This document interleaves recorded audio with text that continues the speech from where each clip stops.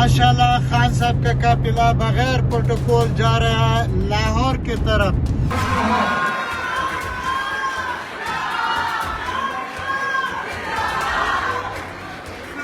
सबसे बड़ा डेडलॉक ख़त्म हो गया और हुकूमत की जानिब से उसका बाज़ाब्ता ऐलान भी कर दिया गया है। और ये डेडलॉक था, होटल में बैठे एक एमपी ने परवेज़ लाई से कहा कि तुझी बैठो ज़रा मैं सिगरेट ले आवा। परवेज़ लाई ने कहा तू बैठ इतने मैं लैके आना एड्डा तू नशई।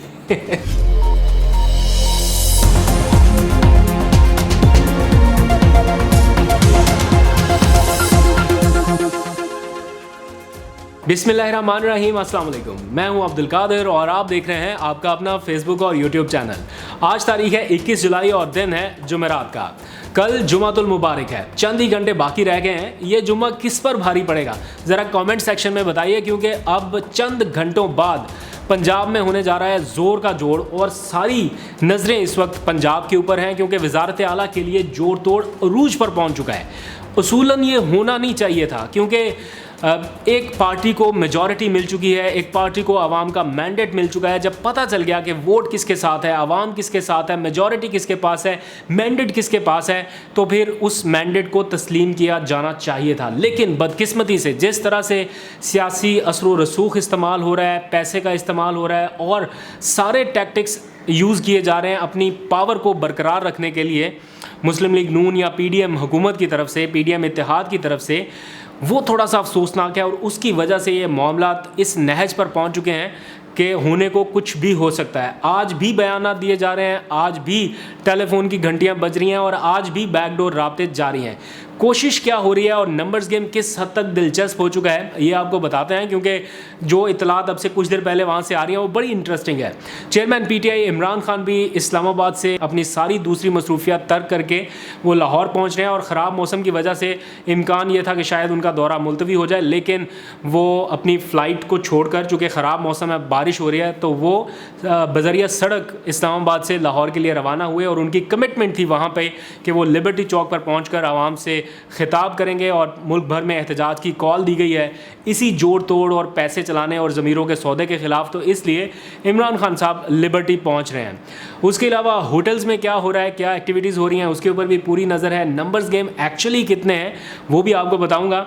और इसके साथ साथ एक बड़ी खबर आज मुल्की सियासत में देखने को सुनने को मिली, वो ये कि एक सबसे बड़ा डेडलॉक जो अभी तक बरकरार था वो डेडलॉक ख़त्म हो गया और हुकूमत की जानिब से उसका बाज़ाब्ता ऐलान कर दिया गया है। इस डेडलॉक के ख़त्म होने से मुल्की मईशत पर क्या असर पड़ेगा, कितना अहम था ये मामला, इसके बारे में भी मैं आखिर में बात करूंगा, क्योंकि बहुत इंपॉर्टेंट इशू है, इसके ऊपर भी बात करनी है। लेकिन सबसे पहले थोड़ी सी बात वज़ीर आला पंजाब के कल होने वाले इंतखाब के हवाले से, जिसमें चंद घंटे बाकी रह गए हैं। मुस्लिम लीग नून या पीडीएम इत्तेहाद वर्सेस पीटीआई, दोनों जमातें अपना पूरा जोर लगा रही हैं। और इस वक्त एट द मोमेंट क्या हो रहा है वो ये कि मुस्लिम लीग नून पूरी कोशिश कर रही है कि पीटीआई के कम अज़ कम 5 अरकान को कायल किया जाए कि वो वोटिंग में हिस्सा ना लें। उनमें से 3 के बारे में इतलात ये आ रही हैं कि 3 को वो कायल करने में कामयाब हो चुके हैं। ये ज़राए का दावा है, मेरे ज़राए नहीं, जो लाहौर में हमारे बहुत ही सीनियर रिपोर्टर्स बैठे हुए हैं, उनसे कुछ देर पहले बात हुई, जो इन सारे मामलात को बराह रास्त कवर कर रहे हैं। उनके मुताबिक जो उनके सोर्सेज उन्हें बता रहे हैं कि मुस्लिम लीग नून ने 3 लोगों को कायल करने में अभी तक कामयाबी का दावा किया है कि 3 लोग हमारे साथ हैं। उनमें से एक को वो बैरून मुल्क फ़रार करा चुके हैं। आपको पता है कि कौन तुर्की पहुंचा है, कितने करोड़ लेके, कल पूरा दिन यही एपिसोड चलता रहा। 2 और कौन से हैं उनके बारे में भी बहुत जल्द पता चल जाएगा। उन 2 को भी फैसला करना है कि आवाम उनके पीछे है अपने वोट की हिफाजत के लिए। और जब पता चलेगा कि आपके नाम है और आपकी शक्लें हैं, आवाम का क्या रिएक्शन होगा, इसके ऊपर बात करने की ज़रूरत नहीं है। आप सब ने सोशल मीडिया के ऊपर, मीडिया के ऊपर और अवामी सतह पर सारा कुछ देख लिया है। लेकिन दूसरी तरफ पीटीआई भी पूरा जोर लगा रही है, लेकिन हॉर्स ट्रेडिंग की सूरत में नहीं। ये तय किया जा चुका है कि पीटीआई हॉर्स ट्रेडिंग का हिस्सा नहीं बनेगी, पैसे की गेम का हिस्सा नहीं बनेगी। इसलिए पीटीआई अपना पूरा जोर लगा रही है आज़ाद अरकान की तरफ। 2 आज़ाद अरकान ऐसे हैं जिन्होंने अभी तक पार्टी एफिलिएशन शो नहीं की और उनका वोट किस तरफ होगा वो कल ही पता चलेगा। इसलिए अब पीटीआई उनकी तरफ देख रही है कि ये 2 आज़ाद अरकान भी उनकी हिमायत में सामने आ जाएं। उधर से पीएमएलएन की एक नौ मुंतखब रुकने असम्बली हैं उज़्मा ज़ईम कादरी, उनको कोरोना हो गया, अल्लाह ताला उनको सेहत दे। वो शायद वोट कास्ट ना कर सके। तो नून लीग का एक वोट वो कम होता है, और प्लस कोहोटा की सीट जो PP7 से एक तरह से क्लेम कर रही है PMLN कि वो जीत चुकी है, उसका भी नोटिफिकेशन अभी तक नहीं जारी हो सका, क्योंकि इलेक्शन कमीशन में मामला वो चला गया और आपको उसकी सारी हिस्ट्री का पता, हाई कोर्ट का ऑर्डर है उसके ऊपर, और इसलिए वो नशिस्त भी PMLN के पास नहीं है। लेकिन राना सनाउल्लाह साहब ये पूरा जोर लगा के आज उन्होंने प्रेस कॉन्फ्रेंस की और बताया कि वो जितने भी सियासी ऑप्शंस हैं उनका भरपूर इस्तेमाल करेंगे और कोशिश करेंगे कि ये मामला उनके हक में पलट आए। अब दिलचस्प सूरत हाल किस तरह से है वो आप समझ लीजिए। 186 का गोल्डन नंबर चाहिए दोनों जमातों में से किसी भी जमात को अपना वज़ीर आला बनाने के लिए, लेकिन इतनी ज़्यादा लेग पुलिंग हो रही है, इतना ज़्यादा एक तरह से चेक एंड बैलेंस है, लोगों को फ़ोन कॉल्स आ रही हैं, टेलीफोन, पैसा, ये वो सारा कुछ ऑफ़र किया जा रहा है। तो हो सकता है कि 186 का नंबर दोनों जमातों में से किसी के पास भी ना रहे। तो इस सूरत हाल में अगर दोनों में से कोई भी ये गोल्डन नंबर पूरा ना कर सका तो इम्कान ये है कि ये इंतखाब रन ऑफ इलेक्शन के ज़रिए होगा, यानी दूसरे राउंड तक जाएगा यह मामला, और दूसरे राउंड में जो भी ग्रुप अपनी अक्सरियत साबित करने में कामयाब हो गया, जिसके पास भी ज़्यादा वोट हुए, वो अपना वज़ीर आला बना लेगा। इस वक्त एक एक वोट के ऊपर नज़र है, एक एक बंदे के ऊपर नज़र है, और सब ने अपनी अपनी बसें, अपने अपने होटल्स बुक कर रखे हैं और होटल्स में लोगों को लाके ठहरा दिया गया है। PTI ये क्लेम कर रही है कि उनके पास गोल्डन नंबर पूरा है। बल्कि आज मैं एक लतीफ़ा पढ़ रहा था, कहीं पर लिखा हुआ था, ये लतीफ़ा है, हकीकत से इसका ताल्लुक नहीं है, लेकिन सूरत हाल को बड़ा ज़बरदस्त मैच करता है। कहीं पर लिखा हुआ था कि होटल में बैठे एक MP ने परवेज़ इलाही से कहा कि तुझी बैठो ज़रा, मैं सिगरेट ले आवा। परवेज़ इलाही ने कहा तू बैठ इतने, मैं लेके आना एड्डा तू नशई। तो इस तरह की सूरत हाल है कि पूरी नज़र रखी जा रही है कि किसका रुकन कहाँ पर जा रहा है, क्या कर रहा है। कोशिश ये है कि बाहर ना ही जाने पाएँ और एक साथ इनको होटल से बसों पे सवार किया जाए और फिर असेंबली पहुँचाया जाए। हाई कोर्ट का फैसला आ चुका है, बल्कि पहले से भी है, अब भी आ गया, लेकिन इसके ऊपर अमल दरामद नहीं हो रहा कि इन लोगों को प्रोटेक्शन दी जाए और इनको गैर कानूनी तौर पर हरासा ना किया जाए। लेकिन जो कुछ हो रहा है, जिस तरीके से ऑफ़र्स किए जा रहे हैं और जो इनको अप्रोच किया जा रहा है जिस तरह से, वो थोड़ा सा मायूस कुन है। लेकिन आवाम पूरी तरह तैयार बैठी हुई है कि अब जिसने भी लोटा होना है वो ज़रा सोच समझ के, ज़रा अपने मुस्तकबिल का तयन करते हुए हो कि आवाम गुस्से से भरी बैठी है। अब नहीं कोई बर्दाश्त करेगा कि अब फिर एक बार कोई धोखा दे। ये नहीं है कि कल को आपको कोई भी पैसे पकड़ा दे, फिर इसका मतलब है सियासत जो नाम है इबादत का, ये तो फिर एक वो बन जाएगा, आपका कारोबार बन जाएगा। जिसने भी 4 पैसे लगा के इलेक्शन जीता वो जनाब कभी भी कहीं पे भी अपना वोट बेचे, करोड़ों रुपया कमाए और निकल जाए। इससे तो ज़बरदस्त कारोबार हो ही कोई नहीं सकता। लोग ऐसी प्रॉपर्टियाँ खरीदते हैं, इतनी इन्वेस्टमेंट करते हैं। आप इलेक्शन लड़ें, अगर आपका दा लग जाए, अगर आपका तुक्का चल जाए, आप जीत जाएँ आज़ाद हैसियत से या किसी भी तरह से, तो इसका मतलब आप कभी भी 50-60 करोड़ रुपए की डील करके अपना सारा प्रॉफिट डबल कर सकते हैं। तो फिर आप रुकने असेंबली तो ना हुए, आप तो फिर डबल शाह हो गए। तो ये सारा मामला कहीं ना कहीं तो रुकना है। और मेरा ख्याल ये है कि वैसे इदारों को इंटरवीन करते हुए या सुप्रीम कोर्ट को कोई ऐसा हुक्मनामा जारी करना चाहिए, लाइक जिसके पास मेजॉरिटी है इन सारे सर्कमस्टांसिस में, जब वोटिंग के लिए तमाम तर आइनी, कानूनी, इखलाकी इक़दार को पैरों तले रोंदा जा रहा है, उस वक्त इदारे ये हुक्मनामा जारी कर दे, सुप्रीम कोर्ट ये हुक्मनामा जारी कर दे कि भाई जिसके पास मैंडेट आया है, जिसके पास अक्सरियत एट द मोमेंट मौजूद है, वज़ीर आला उसी का होगा। ये पड़े ही ना इस चक्कर में कि जनाब वोटिंग हो और पता नहीं क्या क्या। जब पता है कि इस पार्टी के पास इतनी अक्सरियत है और आवाम का मैंडेट इसके पास है, तो फिर ये सारी प्रैक्टिस ये क्यों? इसलिए कि लोगों के ज़मीर ख़रीदे जा सकें।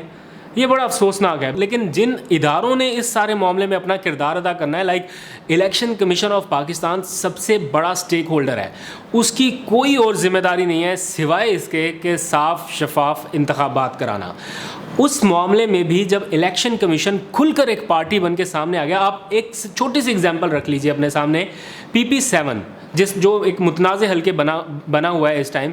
इस हल्के के सिर्फ चंद पोलिंग स्टेशन की दरख्वास्त दी गई कि वोटों का डिफरेंस बहुत कम है जीतने और हारने वाले उम्मीदवार के दरमियान, सिर्फ 49 वोटों का, 50 भी पूरे नहीं है, सिर्फ 49 वोटों का फ़र्क है। तो ये 21 पोलिंग स्टेशन पर हमें डाउट है जहां पर आखिरी लम्हात में नताइज रोके गए, इनको आप रिकाउंट करवा दीजिए। इलेक्शन कमीशन के कवानीन में लिखा हुआ है कि अगर जीत और हार के दरमियान 5% से कम का मार्जिन हो, 5% तक का वोटों का मार्जिन हो, तो वहाँ पर रिकाउंटिंग हो सकती है। जो मुतासरा फरीक है वो रिकाउंटिंग के लिए अप्लाई कर सकता है। और यहाँ पर जीत और हार का मार्जिन 0.1% भी नहीं है, पूरा 0.1% नहीं है, लेकिन स्टिल इलेक्शन कमीशन ने ये दरखास्त आज पीटीआई की मुस्तरद कर दी। किन ग्राउंड्स पर, किन बेसिस पर की, किसी को समझ नहीं आ रही। आपके ऊपर इतने इल्ज़ामात लग रहे हैं, आप अपने आप को फेयर साबित करने के लिए ही कम अज़ कम वो फैसला कर दें जिसको लोग एक्सेप्ट कर लें। जब आपके अपने कानून में एक चीज़ लिखी हुई है, आप खुद उसके ऊपर अमल दरामद नहीं कर रहे, तो आम आदमी, आम लोग क्या सोचेंगे, क्या तासुर लेंगे आपके बारे में। और यही इलेक्शन कमीशन है जिसने डस्का में पूरे का पूरा इलेक्शन दोबारा करा दिया था, जबकि नून लीग की जो रुकने असम्बली बाद में मुंतखब हुई, उन्होंने तो पूरे इलेक्शन का मुतालबा भी नहीं किया था। उन्होंने कहा था सिर्फ चंद पोलिंग स्टेशन के ऊपर इंतखाब दोबारा करवाया जाए, लेकिन उस वक्त इलेक्शन कमीशन चूँकि बहुत एक्टिव था और सारे मामला उन्होंने कहा नहीं जनाब, पूरे हल्के में इलेक्शन दोबारा करा दिया। यहाँ पर वो बेचारा चीख रहा है उम्मीदवार कि चंद पोलिंग स्टेशन के रिकाउंट करा दें, और यहाँ पर जनाब नई दरख्वास्त मुस्तरद। तो दोनों जगह पर सेम सिचुएशन, लेकिन बयानियाँ और फैसले बिल्कुल डिफरेंट है। तो यहाँ पर थोड़ा सा इसको काउंटर करने की ज़रूरत है। आखिर में जाते जाते एक बड़ी खबर आज का सबसे बड़ा डेडलॉक ख़त्म हो गया और हुकूमत की जानिब से उसका बाज़ाब्ता ऐलान भी कर दिया गया है। और ये डेडलॉक था शहबाज शरीफ यानी वज़ीर आज़म पाकिस्तान और अपोजिशन लीडर जनाब राजा रियाज साहब के दरमियान, मोहतरम राजा रियाज साहब के दरमियान। आप लोगों को एतराज़ हो सकता है, भाई वो तो अपोजिशन लीडर हैं, हम तो उनको थोड़ा रिस्पेक्ट से बुलाएंगे। जनाब मोहतरम राजा रियाज साहब, उनके दरमियान एक बहुत बड़ा डेडलॉक पैदा हो गया था चेयरमैन नैब की तैनाती के मामले में। पहले उन्होंने फ़र्जी नाम शाम दिए, उसके ऊपर एतराज़ उठाया, 2-4 मुलाकातें की और फिर ख़बरें मीडिया पर रिलीज़ कराई। मुझे भी किसी ने भेजी थी, उन्होंने कहा यार ये ज़रा फरमाइश आई है, ये खबर तो ज़रा चला दो। तो मैंने उनसे उस वक्त भी कहा था अपने दिल पे हाथ रख के बताओ कि राजा रियाज ठीक कह रहा है। तो वो आगे से हंस रहे थे, कह रहे भाई मेरा तो कोई कसूर नहीं, मुझे तो उन्होंने भेजी है चलवाने के लिए, तो वो चलवा दें आप। तो उस खबर में भी ये था कि शहबाज शरीफ और राजा रियाज के दरमियान डेडलॉक पैदा हो गया। आप इमेजिन करें, चेयरमैन नैब की तैनाती के मामले पर, और फिर बड़े खुश उसलूबी से ये सारे मामला तय पा गए और उस शख्स को चेयरमैन नैब तैनात कर दिया गया है जिसके ऊपर खुद नैब का मुकदमा होना था। यानी नैब को मतलूब मुलज़म ही चेयरमैन नैब बन गया है। और ये वही शख्सियत है जो आईबी के सरबराह रहे और इन्हें 1 बार नहीं, 2 बार नहीं, 3 बार एक्सटेंशन दी गई। 3 बार एक्सटेंशन दी गई नवाज शरीफ की तरफ से आईबी के सरबराह के तौर पर, और अब उन्हें दोबारा चेयरमैन नैब तैनात कर दिया गया है। तो इसी से, सिर्फ इस एक पॉइंट से आप अंदाज़ा लगा लें कि इस तैनाती में कितनी मुखलसी है या इसके पीछे क्या इंटेंशन हो सकती है। एनीवेज़, ये सारे मामला इसी तरह चलते रहेंगे। इमरान खान साहब ने लाहौर का महाज संभाला हुआ है। ये 14-18 घंटे इंतहाई अहम है। इस 14 घंटे में, 18 घंटे में कुछ भी हो सकता है। टेलीफोन की घंटियाँ तो बज ही रही हैं, पैसा भी चल ही रहा है। जो डट गया और जिसके पीछे आवाम खड़ी हो गई, आवाम की भी जिम्मेदारी है ना कि वो अपने वोटों के ऊपर पहरा दे। तो जब आवाम ने पहरा दे दिया और लोटे होने वालों को जब ये रियलाइज़ हो गया कि यार अगर हमने पैर इधर से इधर रखा और हमारी शामत है, तो मेरा ख्याल है कि थोड़ा सा दबाव आवाम का भी रहेगा। तो इसलिए आपने अपने वोटों पर पहरा देना है, डट के एहतजाज कीजिए, और ये आपका आईनी कानूनी हक़ है। और बाकी अल्लाह पे छोड़ देते हैं। लेट्स सी क्या होता है। अपना बहुत सा ख्याल रखिएगा। खुदा हाफिज़।